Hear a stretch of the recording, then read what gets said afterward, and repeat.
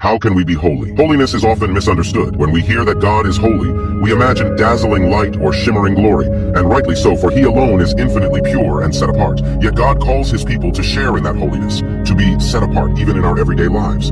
How does that look in practice? Holy, holy, holy is the Lord God Almighty, who was and is to come. Revelation 4:8. John's vision of 4 living creatures around God's throne, each with 6 wings and unfathomable form, reminds us that God's holiness is the attribute worth repeating. God's holiness means he is utterly distinct from all creation. He alone is uncreated, unlimited, and completely unblemished. Recognize your need for Christ's righteousness. We are justified by faith and rejoice in the hope of the glory of God. Romans 5:1. Confronting God's holiness can be terrifying. Isaiah fell prostrate, crying, "Woe is me! I dwell among a people of unclean lips." Isaiah 6:5. We too stand defiled before him. But God's remedy is not our effort. It is faith in Jesus. Christ bore our sin on the cross that we might share in his perfect righteousness. 2 Corinthians 5:21. True holiness begins when we rest wholly on his grace, not our works, exchanging our filthy garments for his spotless robe. Jesus, infinitely holy, refused to stone the woman caught in adultery. Instead, he drew out the hypocrisy of her accusers and extended mercy, then bid her, "Go and sin no more." True holiness refuses self-righteous condemnation. Offer every corner of your life to God. As he who called you is holy, you also be holy in all your conduct. Holiness permeates every sphere: work, family, hobbies, rest. As Jesus said, "You are the light of the world.